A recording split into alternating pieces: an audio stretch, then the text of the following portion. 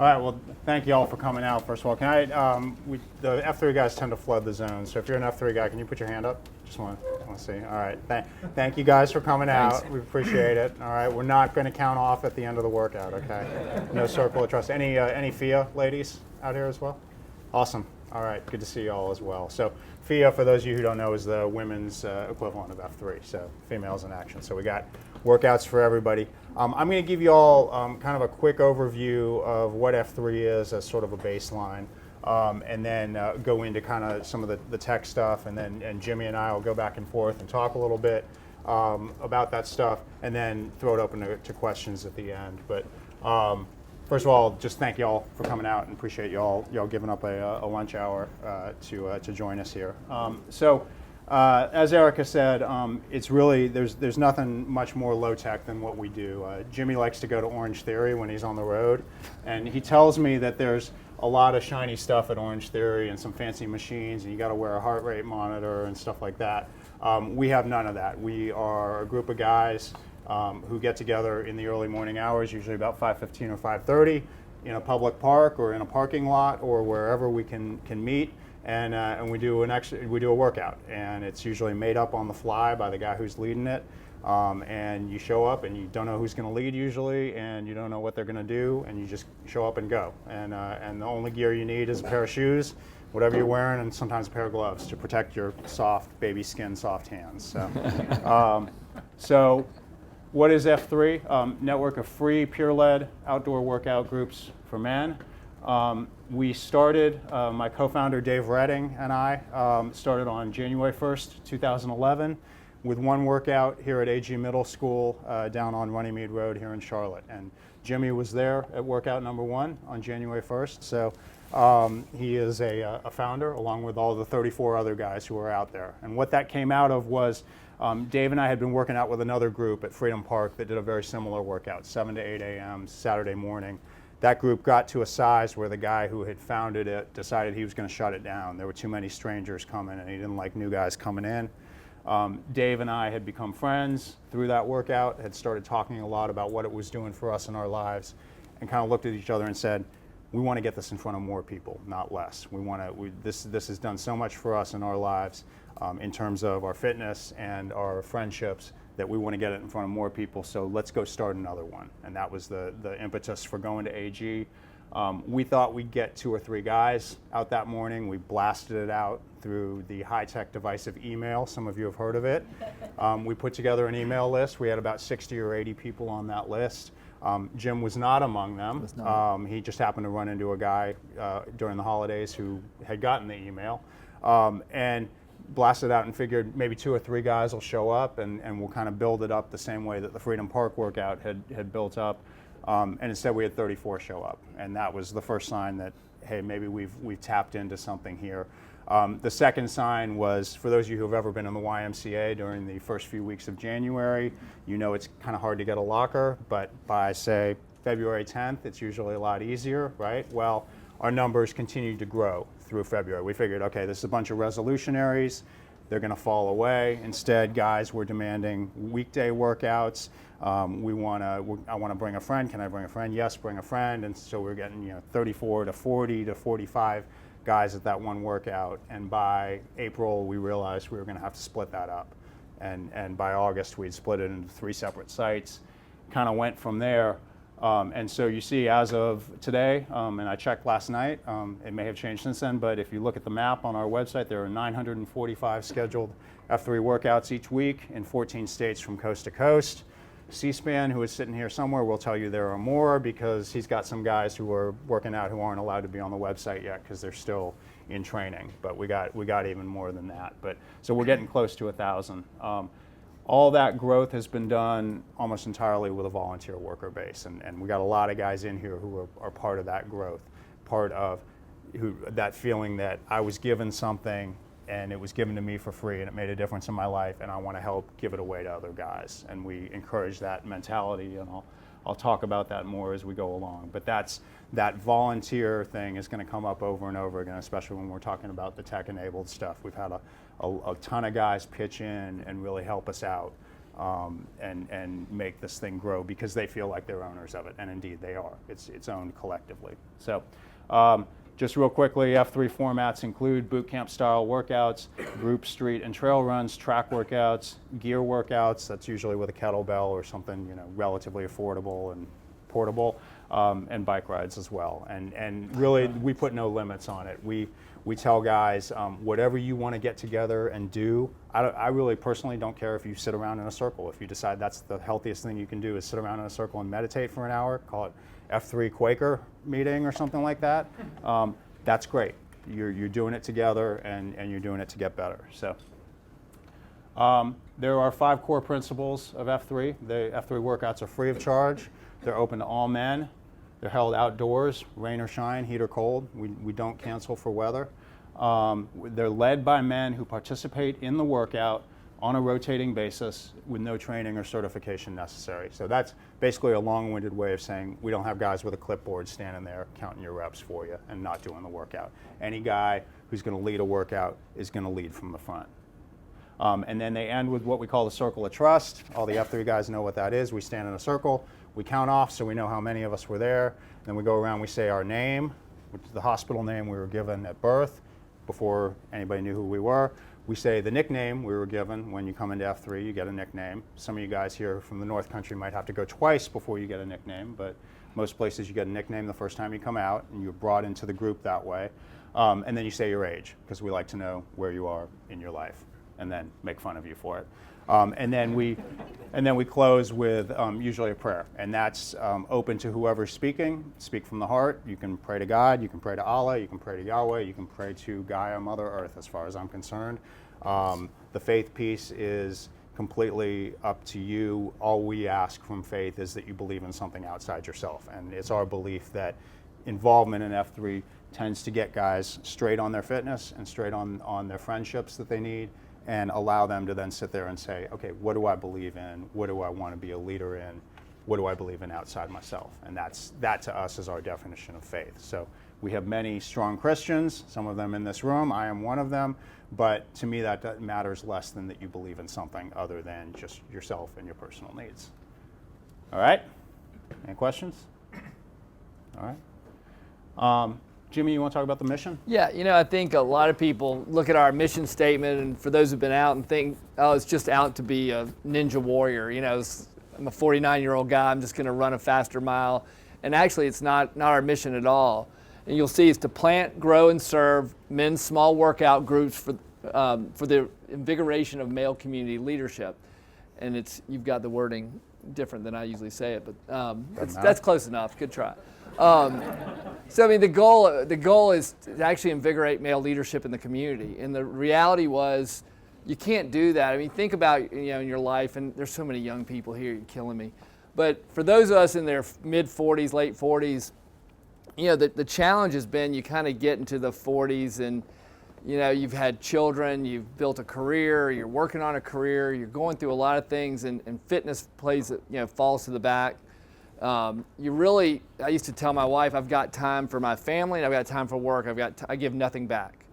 And the reality is that's not what we put on the earth for whatever, again, as Tim mentioned, doesn't matter what your faith is, just being a citizen of society is, we're put on earth to give back. But if you think about it, if you get healthy, you're not worrying about, for those of us, I hope most of you have not experienced it. If you've had a serious health crisis or you've just been in general bad physical condition and you're worried about health, it's hard to set your focus outwards. Number two, you think about your support group. It's funny, Tim and Dave talk about your filter in life. And think about your friends and think about your support group.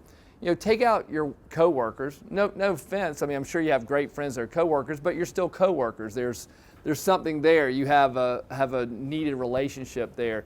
Take out your college friends. You haven't probably seen them in 10, 15, 20 years. Their life has evolved. And the reality is if you're in a crisis point in your life or you need help and you call them out of the blue after 10 years, it's hard to make that connection. But if you have a group of people you're healthy, so you're not worried about health, you have a support group of people who truly just care about you as a person. They don't care what you do. They don't care anything other than about you. amazing, as Tim said, your focus turns outward into leadership.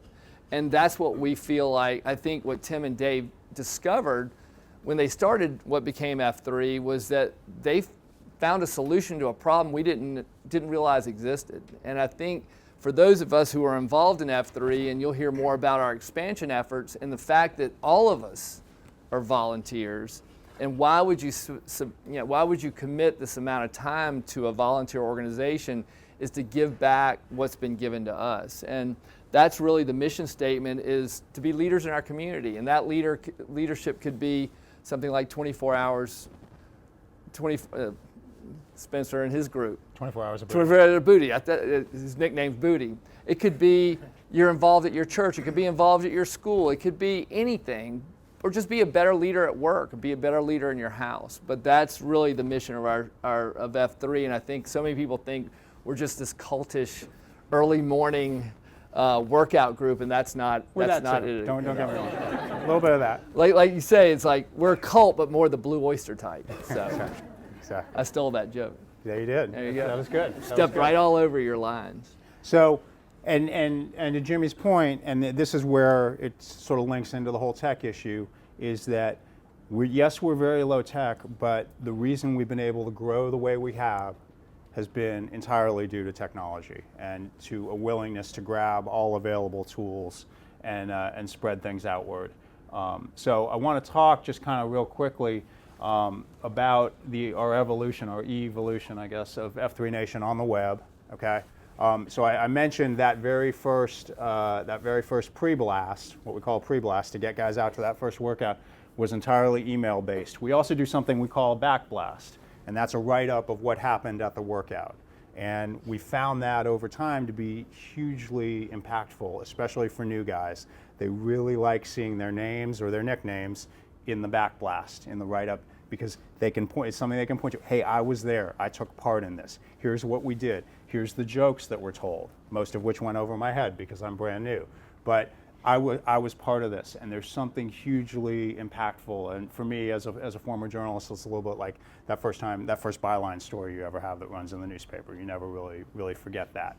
And it's that same way when you see your name in the backblast. So we started out in early 2011, and we had email addresses for everybody, so we would email out the backblast from the workout. Hey, here's what happened. And for those of you guys who didn't show up today, here's what happened. Here's what you missed out on. Here are the jokes that were told. Here are the things that were said. Here's the goofy stuff that went on. So that was sort of the early version, and then we realized, okay, well, let's go find ourselves a web presence, and we got ourselves a WordPress blog. I've got some screenshots of some of this stuff. May not be worth going through, but that lasted for a while, and then as we grew, and by late 2011 we had 7 regions. We had guys doing workouts up in North Charlotte, up near the lake. We had guys in South Charlotte down by 51. We had a guy in Georgia who was an Army buddy of Dred's who had started up a workout. We had a guy out in Phoenix who had moved, who had decided he wanted to start it out in Phoenix.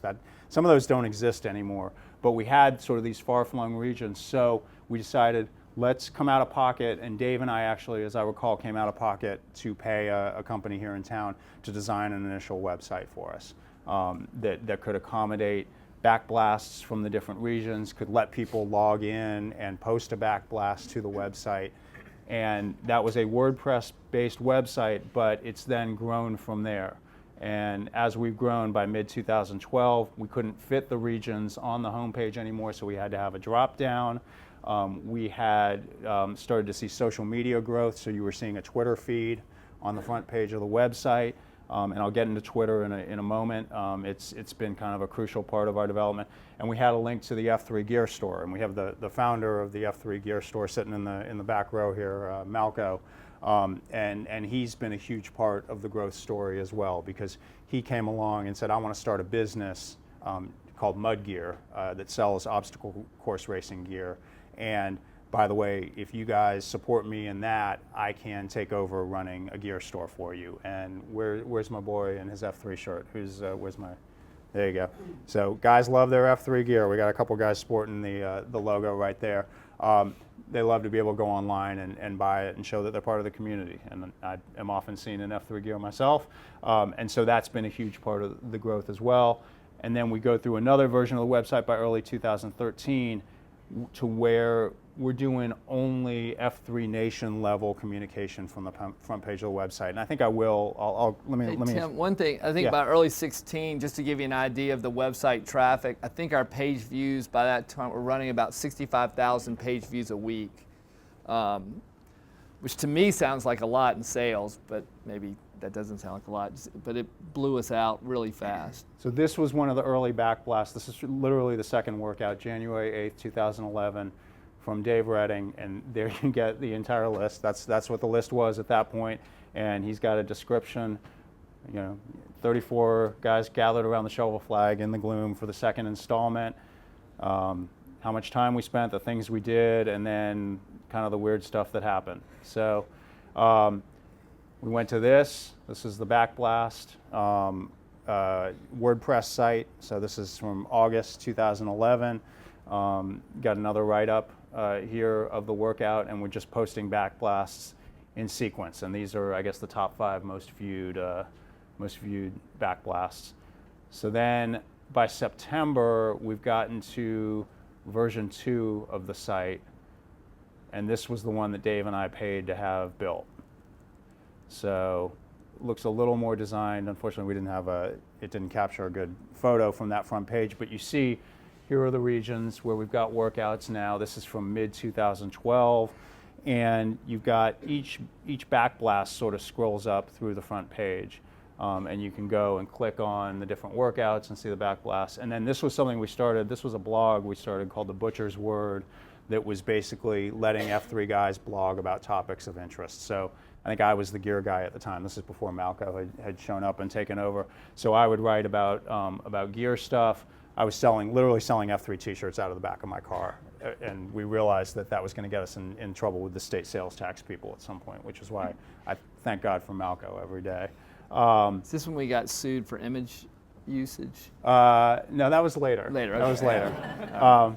So we were sort of doing these nation-level blogs that went out to everybody that were on topics of interest. Our friend Chuck Price would blog about music every once in a while. And version 2.1, and this is all written by our boy Jason Silverstein out in Seattle now. He talks about Twitter becomes more important. Growth within a year requires no longer listing workouts or regions, but by drop-down. All backblasts, regardless of the region, are still showing up on the homepage. And this is the point at which we start getting feedback that Metro Charlotte, which is kind of inner Charlotte here inside of Fairview, gets too much exposure starts because Metro has more workouts than most of the other regions at this point. So we're trying stuff where we've got different stories billboarded on the front page, but we're still having this issue of, okay, well, why do I need to see this backblast from some random region, and it's going to get replaced 2 minutes later when the next person posts a backblast. So we're starting to run into issues about homepage turf. Why is Metro always showing up on the tweet feed, etc. So the next iteration is version 3, 2013, and we get rid of the backblasts, and everything that's showing up on here is now presumed to be kind of nation level interest. So we're trying to figure out. We've got this growing group. It's very Charlotte centric, but we got guys in Raleigh, we got guys in Columbia now, we've got guys in Charleston, in other states. How do we keep this as something that's of interest to the whole region? So we're starting to do leaps, which is going out to other cities. And Malco, actually that's live right now, right? There's always a competition for the race jersey logo. So that was early 2015, looking at that. And then finally, the most recent version now goes to being completely, really no longer at all region or F3 specific. It's really much more designed to appeal to people who are coming in from the outside and want to learn more about F3. And that's always been the struggle we've had with the website, is how do you balance it being for insiders versus talking to outsiders? One of the things you might have seen as I went through this, we talk in insider lingo a lot. We use these crazy nicknames. We refer to people who come to the workouts as the packs. We've got all this insider lingo, and how do you talk that way to those who are insiders, but also present a front to the rest of the world where they can understand what you're doing and find you when they want to. So that's been some of the stuff we've dealt with on this. You got anything to say? No, I think with talking about this latest iteration of the website, as we've grown so fast, so quickly, and we'll talk a little bit more about expansion, is we've really had to be careful with our messaging, because as Tim mentioned, kind of the 5 essential components of F3, you know, we don't have a lot of rules in F3, but we do have to, our only asset is the brand. And we're stewards of the brand. So it's not like, none of us get paid anything to do this. So it's not like we make money on it, but we have to protect the brand. So as people are finding it and grabbing it, and we've had to kind of control a little bit of who has access to the site and who puts up. And it's been real. We've had to use a lot of foresight in our marketing, our verbiage, what we put on there, because we can't control everyone taking it, and we want to give it away, but we have to be careful with the brand. So we've really had to think a lot about it ahead of time, because we realize 6 months from today we'll be we'll be another different organization, because we're growing at such a high rate of speed that we've got to get out in front of it, and C-SPAN knows this very well. And again, we'll go into a little bit more in expansion in just a minute. So. I'm looking something up here because we talked about this recently on one of our Slack conversations, which is another tool we use. C-SPAN, do you remember what was the number of people who can bring down the website at any given time? 6,400. 6,400. We have 6,400 people who are credentialed to log into that website and post to it. And that is exactly the number of people who could crash the website at any given time. So, yeah, exactly. Yes, I could do it. So there's been a management issue with that as we've grown, because we want guys to be able to come in. I don't want to have to field every backblast and post it myself. I know you certainly don't. No. And we also want guys to be able to go on and post other things. So one of the things we talk about is the was now, and a lot of guys like to write about, here's what I was before F3. Here's what I am now. And those posts tend to be incredibly popular, especially among F3 guys, because they usually resonate. Here's who I was before I got involved in this. I was 50 pounds overweight, and I was struggling in my marriage, and I didn't have any faith, and I was drinking too much. Here's who I am now. This is my story. And guys love hearing that and love reading about it. And it's very hard to find those on the website now, because we don't have that front page billboard. We're intending to appeal to outsiders, so how do you find that stuff? And that's these days mainly through Twitter. So we use Twitter. I was reading something yesterday. Drew McGarry on Deadspin was arguing that Twitter must die, primarily because of all the political back and forth that goes on Twitter these days, and a lot of the abusive stuff that goes on. I have to say, Twitter has been an unbelievable asset for the F3 community, and really pretty much relentlessly positive. I mean, guys will occasionally get into flame wars. Every year when we have snow here in Charlotte, there will be the annual fight about, should you cancel a workout if it's too dangerous, or are you a wuss if you don't come to the workout because it's icy? And guys will get into fights about that. But generally speaking, 99.9% of what goes on F3 Twitter is immensely positive. And it's communications for us, it's marketing for us. We blast out on Twitter, hey, we're coming to Columbus. Come see us at whatever park in Columbus on March 10th. We're going to have 18th. our first workout. The conversation continues after workouts throughout the day on Twitter, guys tagging each other, continuing the back and forth.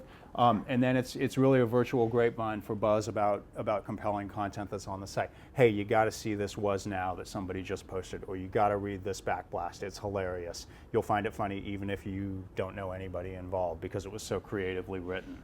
So that the 140 characters, the quickness of it, the ability to scroll through a bunch of stuff, hugely powerful. If Twitter does die because they haven't figured out how to monetize it, we will have to find something else to replace it, and it will be very hard, because it really is a virtual water cooler for the community. The F3 mobile app, was internally developed, again, by volunteers, guys who put their hands up and said, I've got some tech skills, I want to have a mobile app that I can put on my cell phone.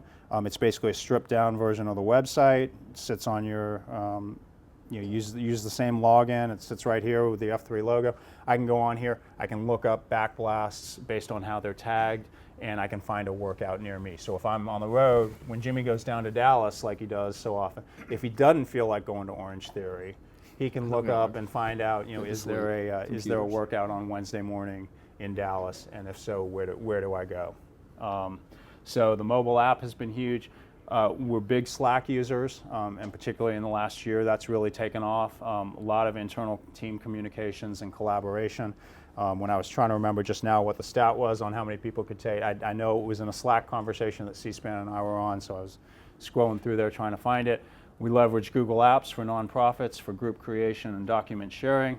The map on our website homepage, and I will click out and show you that real quickly, is done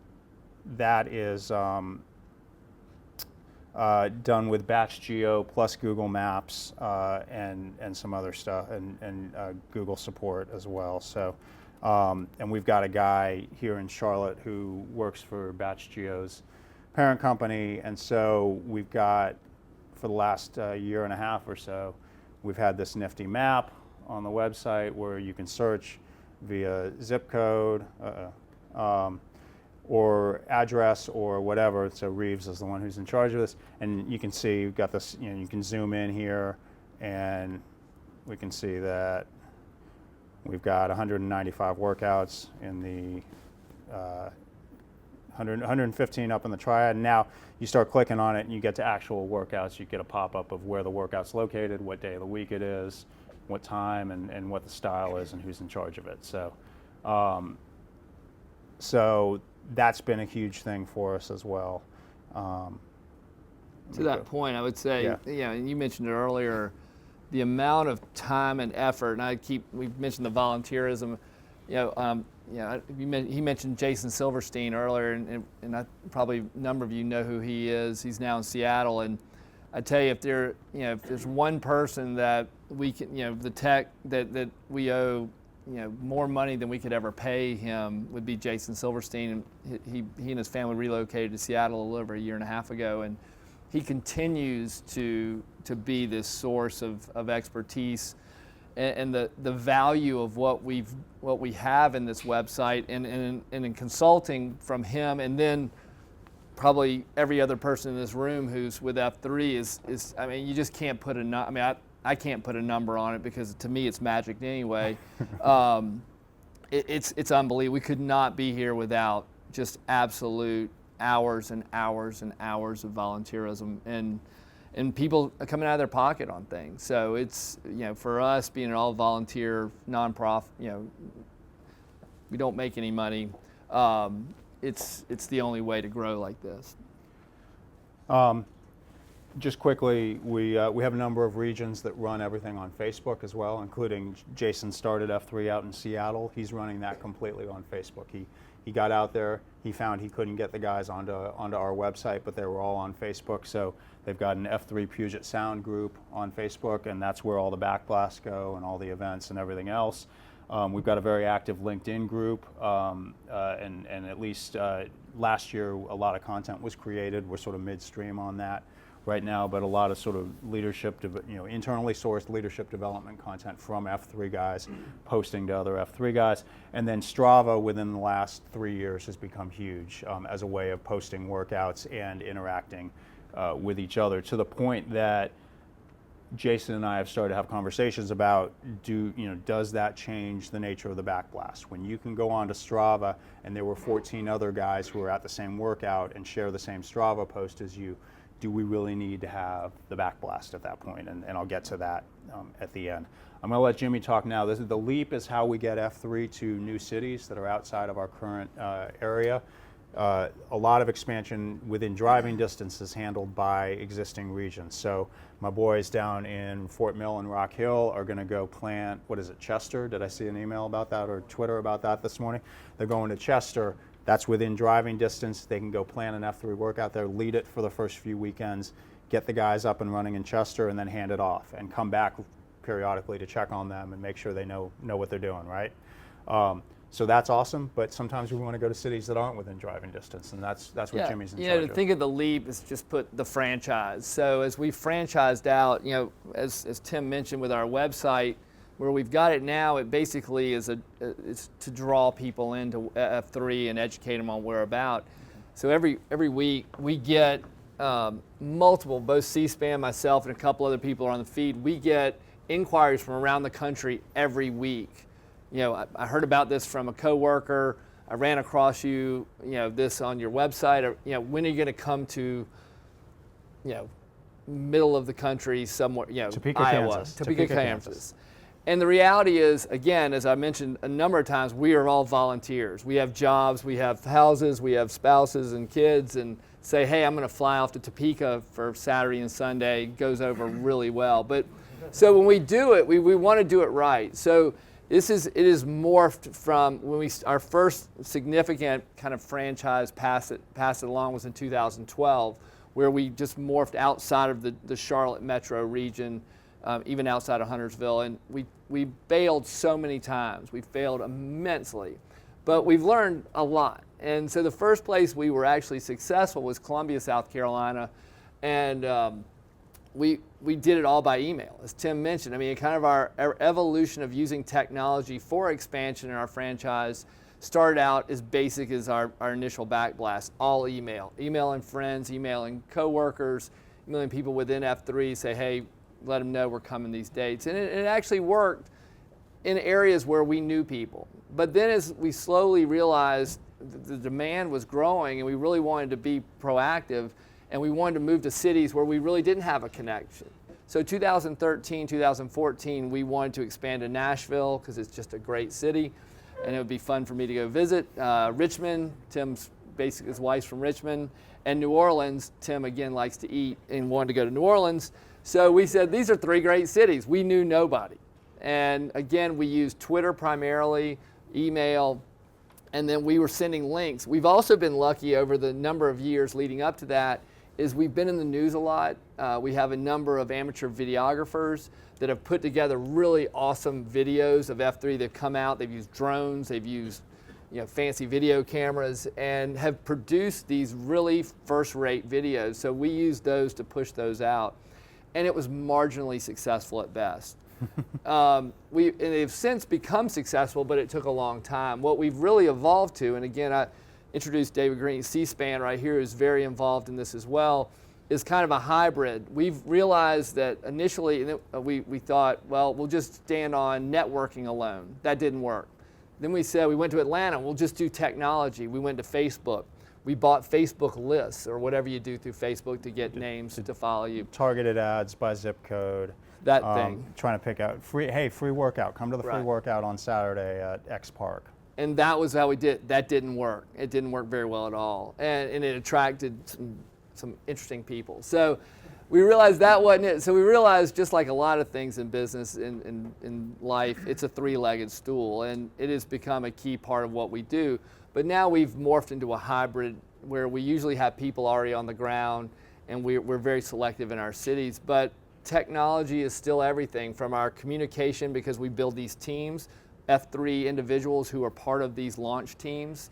So whether it's a couple of us flying off to Houston on a weekend, or someone who's on the team but just doing the tech version, we have a tech IT specialist assigned to each city, and they're there to leverage any type of technology that may be involved, including reaching out to bloggers in those areas, fitness bloggers, letting them know. That's worked well. So we really have had to we've had to just continue to evolve, because again, everything's changing. We have to also, we can't wear people out, because you're asking people to do this on their own and on their own time. So we really have to depend on a lot of people. And luckily we have a lot of people with a lot of expertise, a lot of technology, people whose careers are in technology who have again volunteered this time. So now again, Twitter, we do use Facebook to a limited degree, probably need to revisit that in some other method. Forwarding out our website's a big thing through emails and just networking. And then the last thing I'll mention about how we've done this is the evolution of building databases for each city. Tim mentioned we've got Google Docs, and we've got, and I'm not a tech guy. I know you probably haven't pulled that out yet, but the reality is that's probably our biggest blind spot right now. Several regions have really done a good job of building their own systems where once they build this database, it's automatic. So a new person comes to a workout, they feed their name into the thing, and automatically sends them a follow-up letter, an email from the head of that area saying, man, thanks for coming out. If you have any questions, call me. Otherwise, we look forward to seeing you next week or tomorrow, whenever you can be out there. But again, we've let each individual region kind of decide that. But we don't have a master list, and that's something that's probably our biggest kind of to-do for this year is how do we manage a database, because for these cities that we're moving to, because that's probably, we get these emails over years and say, in fact, I met with someone today regarding Colorado Springs. The reality is the earliest I can get them in a queue is the end of this year, probably the first of next year. Well, how do I remember to call that person next September and put that in a database? So that's probably our There's a reminder function on your calendar. Well, again, don't tell me, it's computers. And but we're still working on that, and that's probably our biggest area that needs development. So if anybody's got any ideas, please shoot them out to us. Is sleep deprivation part of the culture indoctrination, or You'd be having workouts as normal? My wife complains that I go to bed at 9 o'clock every night, and so I get plenty of sleep. But I'm like, do you need me for something? You just let me know. But otherwise, I'm going to bed. So, yeah. Well, what we found is the early morning time works the best for most of us who have wives and kids. That's the time we own of our day. If I'm willing to get up an extra hour early, I can own that time without taking it away from my responsibilities on the home front. There are some regions where they found that an evening workout works pretty well, and that does it in some places. And that's, again, part of saying to folks who are out there in these different regions, you do what works. If F3 Quaker meeting works for you, do that. If F3 at 6:30 p.m. works for you, do that as well. 7 a.m. on Saturday, that's not too early. Come on. It used to feel really early. Come on Saturdays. What happens is someone comes on Saturdays for a couple weeks, then they're addicted and they got to come to Wednesday, and there you go. And then they'll come at 5:30. It's amazing how much easier it is to get at 5:30. But to get someone to come the first time at 5:30, very difficult. So I will add to what Jimmy said. What we've found over and over again is the Facebook ads resulted in a lot of workout tourists, and they would come once and then not come again. Our best sells are basically person to person, and it's viral, and it's viral in the sense of the old school viral where I have to cough in your face to give you the sickness. I need to be there to put the arm on you and say, hey, you need to come out to the workout. This is potentially life changing. And so our goal in a lot of these when we go to a new city is, do we have someone on the ground who knows people already and can ensure that that a handful will come out? And or can we get enough people out that first time that one or two of them will stick and will catch the bug in some way or another? And that's why we send our strongest people down to the city, usually people who have a connection there, to lead those first workouts. Jimmy looks really good hopping out of a car at 6:55 on a Saturday morning. He's got his muscle shirt on, and he cuts an impressive figure.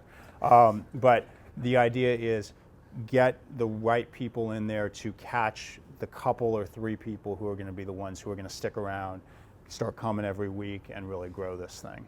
And that's all you got to do, because it's amazing how long people will keep alive a workout that's even just bumping along. We talk about Atlanta. We've really struggled in Atlanta. We haven't hit on the right mix. But the reality is we planted it 5 years ago now, and it's still going. It ain't perfect. It hasn't grown the way we thought Atlanta could or should, but they're still out there and they're still going. So that's something to be said for it. And there's guys who have gotten 5 years worth of free workouts in Atlanta who otherwise wouldn't have. So that's kind of how we spread it. And finally, and this gets to how we run the organization as a whole. Some of you all who are in tech who are in this room might be familiar with this book. It's called The Starfish and the Spider. It was published in about 2001, and it's about how leaderless organizations can really be transformative. Dave and I both read it in the months before we started F3, and after we started F3 realized that it applied perfectly to what we were trying to do. The point being that a spider organization is a traditional hierarchical, mid 20th century U.S. Steel type organization. CEO at the top, your organizational chart. You cut off the head of a spider organization and the whole thing dies, okay? With the starfish analogy that's used in this book, if you cut off one leg of the starfish, not only will the starfish grow a new leg, but that leg that was cut off will develop into its own starfish. And if you can build organizations like that where leadership is pushed out to the periphery, they will be self-perpetuating. We used to joke, Jimmy and Dave and Jason Silverstein, who's out in Seattle now, and I would get together and have meetings of our 4-person executive committee. And the running joke was, the bomb could go off in this meeting today, all 4 of us would be wiped out, and there would be absolutely no reason why every F3 workout couldn't go on the next morning. We would hope people would show up for our funeral, but other than that, carry on. And that was the whole way we've designed the organization, is to be self-perpetuating in that regard. So we push leadership out to the periphery, out to each of these regions, and let them stand up on their own. What that has meant for technology has meant that in the last 18 months, some regions are now completely on Facebook. They're not participating on the website at all because they found that's what works for them in a technological sense. Another region broke away, started its own separate website that was better designed to address their local needs and interests. The struggle we've always had with F3Nation.com in trying to run it as a Starfish organization is you're trying to accommodate all these backblasts and all these posts from all these different regions, and as we saw earlier as we went through the changes in the website, you can't keep everybody on the front page all the time, you can't always highlight what's most important, etc. And we also have had issues with people post a photo with their backblast that happens to be copyrighted, we get sued for it, we have to pay a $600 settlement out of F3 Nation's pockets. So we had to shut down and say, no, you can't post pictures with your backblast anymore because people are putting stuff up there that we get nailed with a copyright violation for. I think one of them was a picture of Fat Axl Rose from one of the recent Guns N' Roses tours, and I think Axl went on a rampage and was suing everybody who used the Fat Axl Rose pictures without permission. And then, as I alluded to earlier, we've got 6,400 people with some form of access to the site and some form of permissioning. It's a miracle we have not destroyed the site at some point already. And some of the people who know something are sort of nodding their heads like, I can't believe you guys have run things this way for this long. So we're really trying to push leadership on the technology front out to the regions and starfish it out.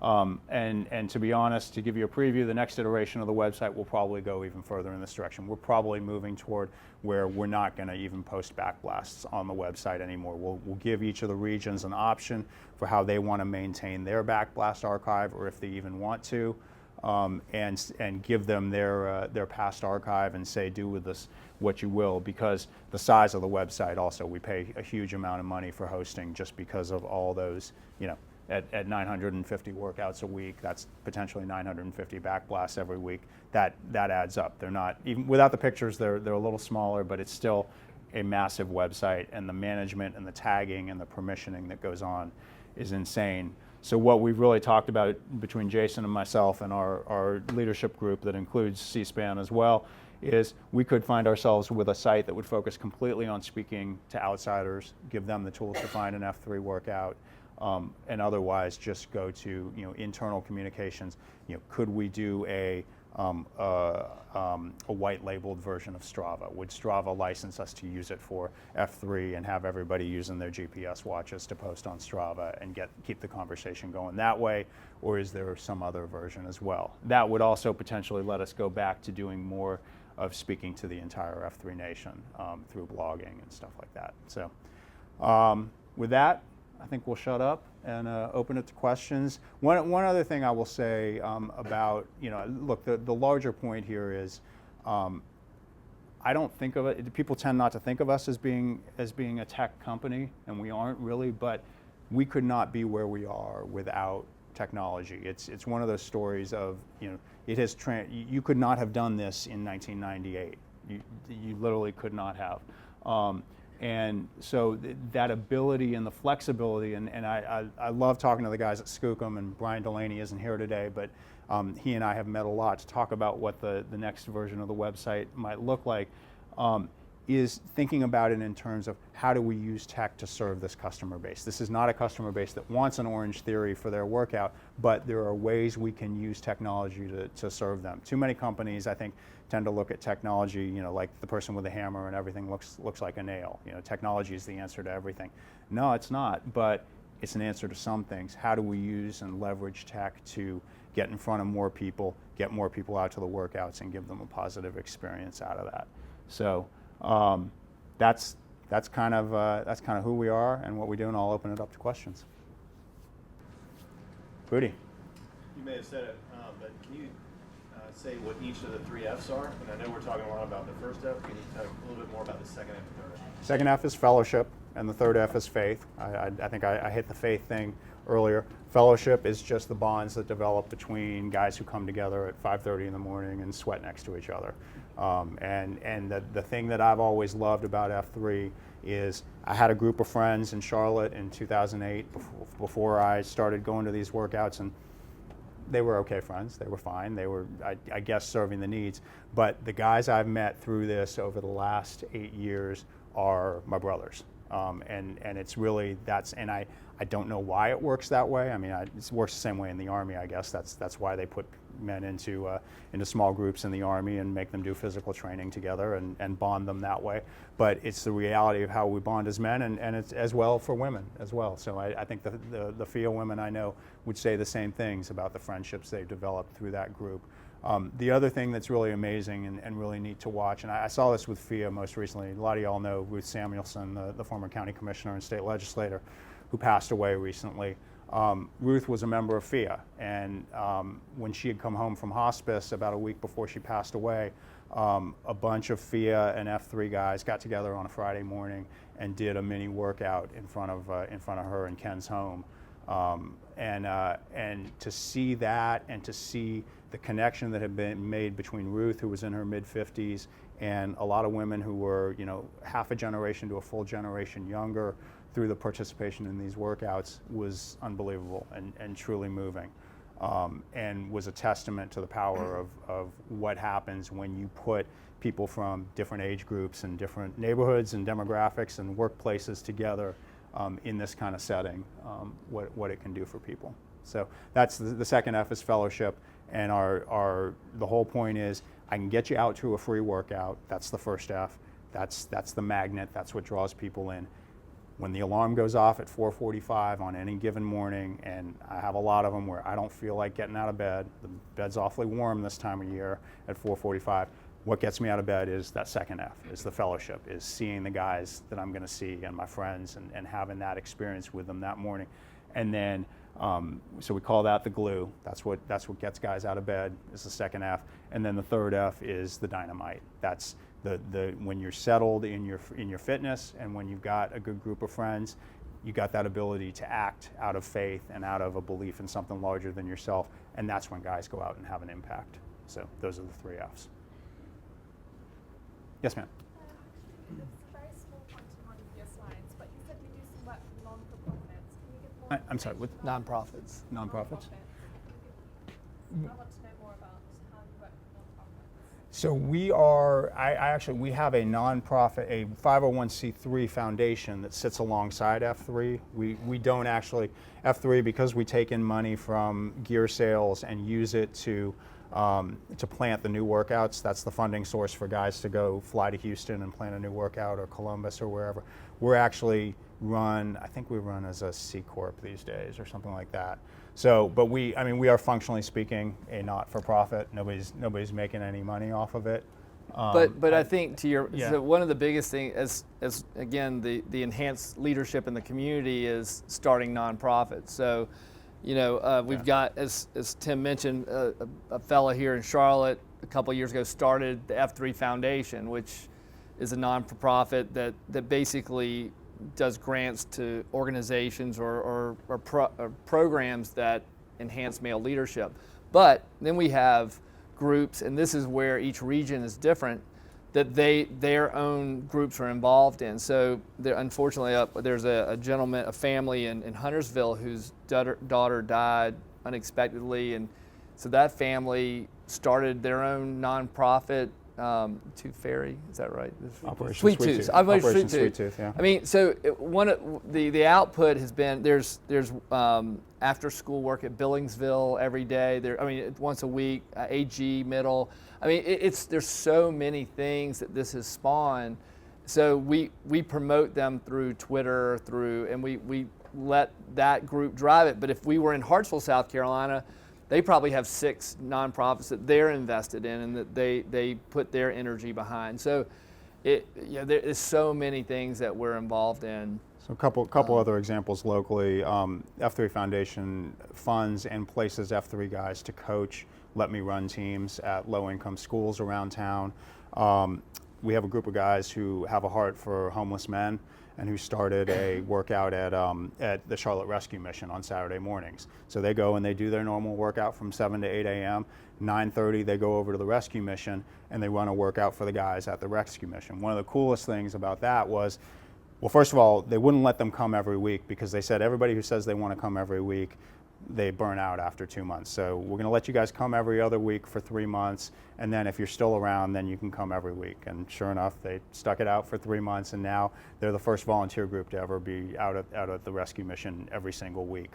And then the second thing that just totally blows your mind is we've had guys who have gone through the Rescue Mission, gotten straight, worked out with us at the Rescue Mission, and then posted to normal F3 workouts in the community. Just sort of show up on a Wednesday morning at Independence Park. Hey, I'm clean now. I'm here to work out, and that's you talk about effect. And that model has been replicated in Columbia and a number of other cities. So it's really, and Spencer was telling me when I walked in today, he's got a grand idea for flooding the zone at 24 hours of booty this summer. That would be another kind of high impact potential big fundraiser thing. So what happens, and to your point about nonprofits, what we saw that first year was guys were coming in and getting energized, and then they would come to us and they'd say, hey, we got a great idea. We want to go build a habitat house, or we want to go to the rescue mission, or whatever. And all we had to do, we didn't have to do anything, right? We just had to get out of the way and say, go for it. We totally support you. Find some other F3 guys who want to get behind this with you and go do it. And it's been unbelievable to watch. So, yes? Oh, sorry. Sorry, yeah.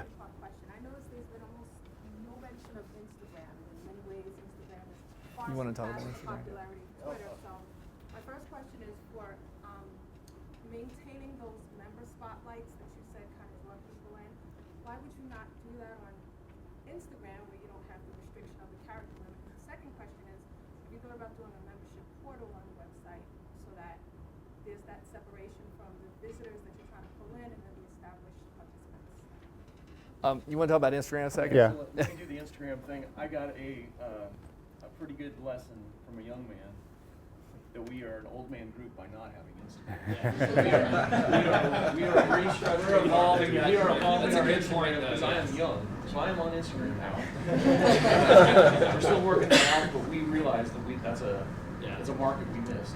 So It's funny how pictures are evolving in our, people taking, in 6 years, a lot has changed from the iPhone and all that stuff. I see pictures in our back blast all the time, which never existed before, and I think Instagram, I figured out how to log on the other day, so I'm in too. Portal, I don't know about. Yeah, the portal. I'm gonna get you on a conference call with Jason. I'm gonna let you guys sort this out. But I think what it really grew out of was that initial website was not.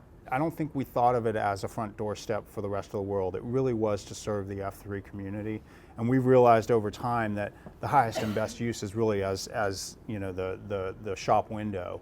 But we've had to sort of balance this very active community that's very engaged with this other issue. And then in terms of the other membership issue we've historically had is we don't actually track. We generally do a count of workouts, but there is no official membership list of F3. And we've actually I think FIA is the same way. We consciously shied away from that because we never wanted to be in the position of having a membership list that we could sell to anybody, because it's never been about money or about tracking people or about, you come to F3 and what's there in front of you is what's there, and there's, you can come and go as you please, basically. In our demographic shifting, it started at 43 and it's moving down. So we're evolving. There's a couple of, older guy. F3 Snapchat. I'm probably the oldest guy in here, but yeah. So we're evolving, yeah. But that's a great point, and I think I know C-SPAN's been way behind that too. And other than embarrassing our children in Instagram, I think my daughter can't understand why we're not on that. So, did you? Yeah. I just very quickly like to take the time to compliment you for that. I'd like to say out loud that I really respect you guys for not compiling that, because it seems like everything has turned into that. What can we make of this? This list that we now have, how can we market from it? So that really shows your heart, and I just wanted to recognize it. Thank you. I appreciate that. It's the basis points we're getting right. Yeah, I doubled your equity. It's Thank you. 0 to 0. Oh, good. No, good. So, yes. As a volunteer-driven organization, how do you go about your internal decision-making process? All right there. Whatever Jimmy says goes. No. I mean, we're, as Tim mentioned, the Starfish, we have pushed out leadership as far out as we can get. I mean, we make a lot of kind of higher end decisions, but they're relatively just directional. Day to day, as Tim mentioned, when someone calls us and says, hey, I want to do this, our first reaction is, congratulations, you're the head of that now. And if you really want to do it, you'll do it, right? And so it's amazing how, and again, give Dave and Tim all the credit on this, is the decision making has been pushed out. And other than the 5 principles of F3, as long as you stay in those 5 principles, which are fairly broad, there are not a lot of decisions to make. The only other thing that we keep an eye on is, as I mentioned, we're stewards of the brand. And as we're growing, in the past it wasn't a big deal, because if we launch in Colombia, we kind of know, we can keep an eye on that. And we know that the people with F3 aren't running around with something they shouldn't be or doing anything they shouldn't. When we move out to a lot farther where we don't have these connections, we have to figure that out. And that's a good problem to have, but a problem nonetheless. So that The regional boards that locally kind of lead the separate regions of Yeah. So did you hear that? So as far as the leadership being pushed out, so for example, in Rock Hill, they have their own board, and their board kind of helps direct where they want to go. And that's the great thing about it, is that we have these same principles, but every region has its own personality, and that's what's really special about it. They may not say the things in the right line, the right order that these guys say, but no one's right or wrong. It's for those of us who gets to travel around and go to different workouts. That's the neat part of the culture, is that you can give them a hard time because they count clockwise and not counterclockwise. So really the rule is you can be F3 as long as you abide by those 5 core principles. The only way we would ever take away your F3 license, and all it is really is a license to use the logo, which is the only IP that there are a couple of pieces of IP that we really patrol, mainly the logo. And Malco, our gear guy, gets in the middle of this sometimes, because guys will take the logo and they'll print it, on an unauthorized shirt, or they'll do something goofy with it. My nightmare scenario was, and this was a few years ago, was we were going to get down to Mississippi and somebody was going to put an F3 logo on a Confederate flag, and then it was going to be in the newspaper, and we were going to have to deal with it. So the rule has been, abide by the 5 core principles. You can use the logo. If for some reason we have to take it away, we'll take it away, and we hear about something. When we see the story in the newspaper about the F3 logo on the Confederate flag, then we're probably going to kick you out. But beyond that, you're free to sort of run your region as you see fit according to those 5 core principles. And look, all of us have nightmare stories about, what life is like on the internet or on social media or whatever. But the reality is, this is a good group of guys, and it's self-policing. Each of these regions has one of these boards that kind of police their own, and when some guy gets out of line, then they generally whack him down. So, Didn't happen. the FIA the same way? Y'all whack each other around? There you go. Anything else? What else? All right. Well, thank you all for coming. We really Thank you. appreciate it. enjoy having a chance to tell the story.